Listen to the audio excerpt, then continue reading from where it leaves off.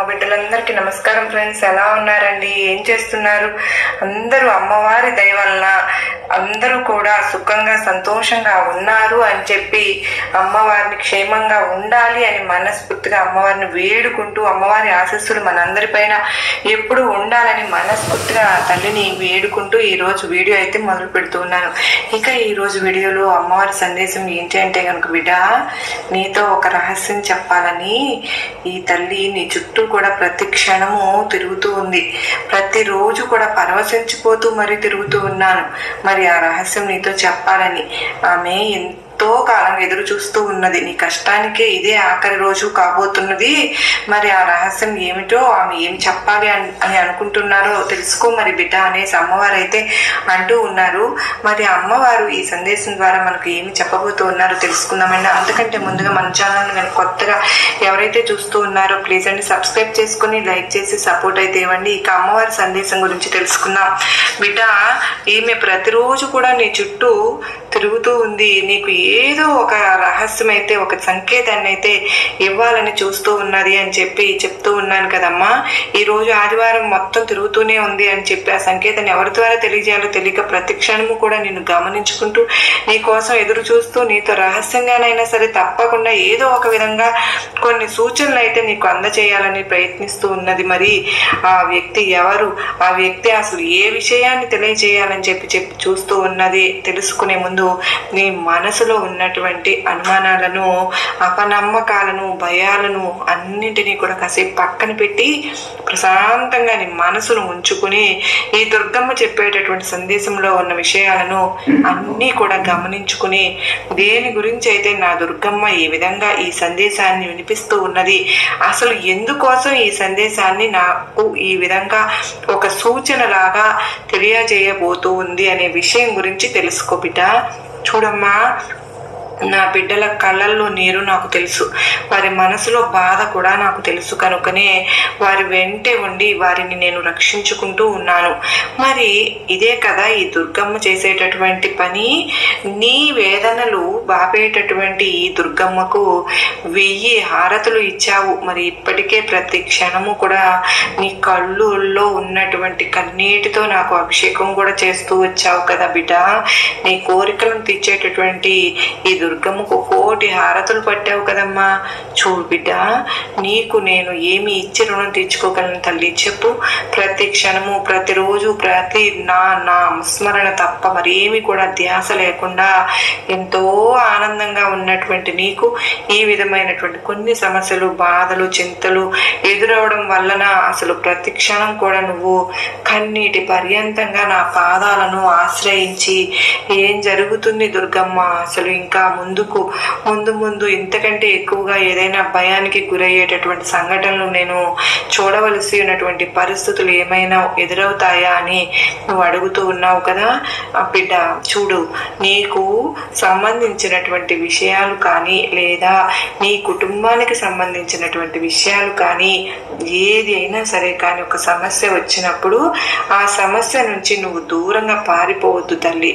ఎందుకో తెలుసా, ఆ సమస్య నువ్వు పారిపోవడం చూసి ఎగతాళి చేస్తుంది, ఇంకా నవ్వుకుంటుంది, నిన్ను ఏదో ఒక రకంగా ఇంకాస్త బాధ పెట్టాలని చూస్తుంది. కనుక ఆ సమస్యకు నువ్వు ఎదురు తిరిగి నిలబడాలి. నాకు నా దుర్గమ్మ ఉంది, ఆమె చూసుకుంటుంది, ఏమి జరిగినా కూడా అంతా చూసుకుంటుంది, నా సమస్య ఇది అని నాకు తెలియజెయ్యి, అది నీ నుండి పారిపోతుంది. అలా నేను చేస్తాను. నువ్వు చేసేటటువంటి గొప్ప ధర్మమే నీకు ఒక మంచి దారి చూపబోతుంది బిడ్డ. నువ్వు పలికేటటువంటి సత్య పలుకులే నీకు సహాయం చేయబోతున్నాయమ్మా.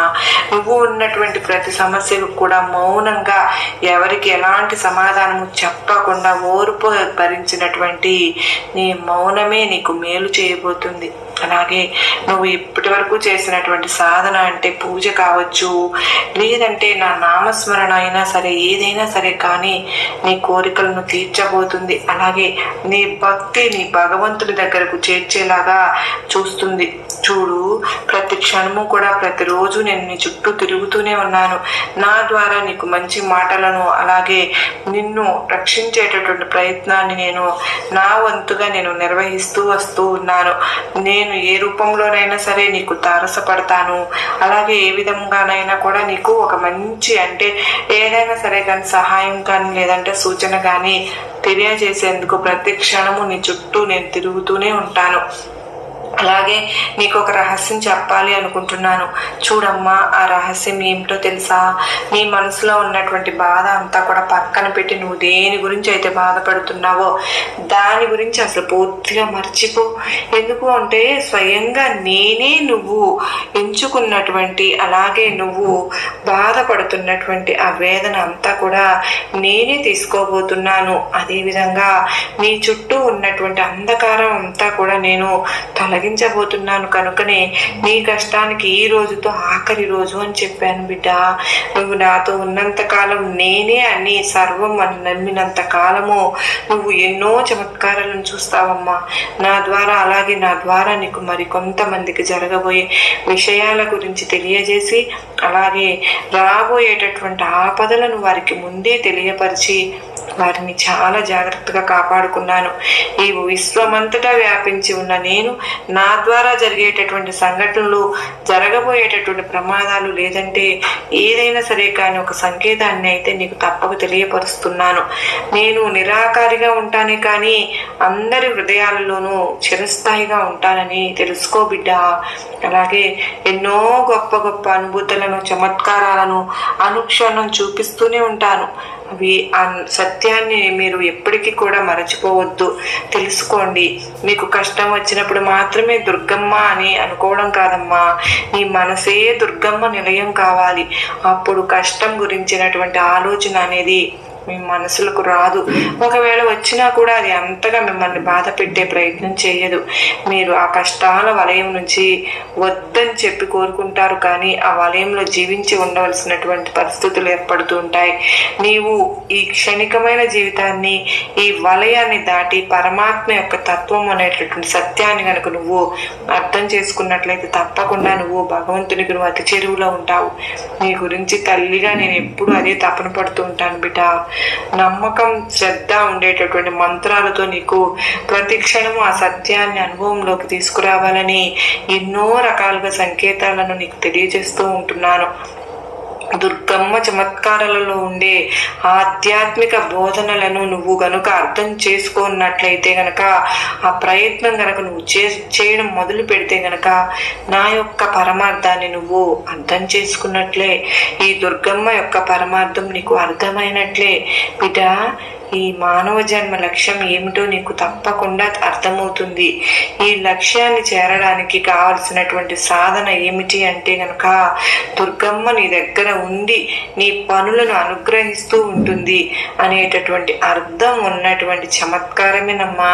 విజయవాడ రిక్షాలో తిరిగిన ఈ దుర్గమ్మ గురించి, చమత్కారం గురించి నీకు తెలుసు కదా. దానిలో ఉన్నటువంటి అర్థాన్ని నువ్వు తెలుసుకోవాలి బిడ్డ. నీ సమస్యకు తగినటువంటి పరిష్కార మార్గాన్ని అమ్మ ఏ విధంగా సందేశం ద్వారా అందజేసి నీ మనసుకు ధైర్యం చెబుతున్నది అనే విషయంగా కాకుండా, దుర్గమ్మ గురించి ఆలోచించేటటువంటి విషయాల గురించి చెప్పుకునేటప్పుడు ఏదైనా సరే కానీ నా గురించి చెప్పుకునేటటువంటి లీలలు కానీ లేదంటే నా గురించి చెప్పుకునేటటువంటి మాటలు కానీ ఏదైనా సరే కానీ శ్రద్ధతో ఆలకిస్తారు. వారు కూడా ఈ దుర్గమ్మను అతి చెరువులోనే ఉండునట్లేనని దుర్గమ్మ ఆడినటువంటి భక్తి, నమ్మకము ఇవ్వకపోయినా అడిగినటువంటిది ఇప్పుడు ఈ దుర్గమ్మ ఇప్పుడు కూడా మిమ్మల్ని క్షమిస్తూనే ఉంటుంది. ఎందుకో తెలుసా? నా బిడ్డలైన మీ మీద అనంతమైన ప్రేమ ఉంది నాకు. ఆ విధంగా ఈ దుర్గమ్మ అనుగ్రహానికి పాత్రైన వారిలో ఎంతో మంది ఇప్పటికీ కూడా నన్ను ఆరాధ్య దైవంగా భావిస్తూ ఉన్నారు. అంటే నా నామస్మరణతోనే లీనమైపోయి ఉన్నారు. అంటే దానికి కారణం నేను చూపించే ప్రేమ. మీ మీద నాకు అపారమైన ప్రేమ ఉంది బిడ్డ. అందుకనేనమ్మా నీకు ఇటువంటి సందేశాలను ఎప్పటికప్పుడు పంపిస్తూ ఉన్నాను. నా బిడ్డలు ఆనందంగా ఉండాలి, నా బిడ్డలు సంతోషంగా ఉండాలి అని నేను చెప్పింది నీకు అర్థమైంది కదా తల్లి. బిడ్డ, నీకు నా ఆశీర్వాదం ఇస్తున్నాను తల్లి అని చెప్పి దుర్గమ్మ తల్లి అత్యద్భుతమైనటువంటి సందేశాన్ని మనకు అందించారు కదా ఫ్రెండ్స్. అయితే అమ్మ ఏ సందేశం ఇచ్చినా కూడా దానిలో అర్థం అనేది దాగి ఉంటుందని మనందరికీ కూడా తెలిసిన విషయమే కదా. మరి అమ్మవారి పాద పద్మములకు మనందరం కూడా ప్రణమిల్లి అమ్మవారి ఆశీస్సులు మనందరికీ దక్కాలని మనస్ఫూర్తిగా తల్లిని వేడుకుంటూ మరలా మరో చక్కని అమ్మవారి సందేశంతో కలుస్తానండి. అంతవరకు అందరికీ నమస్కారం ఫ్రెండ్స్. ఓం శ్రీమాత్రే నమః.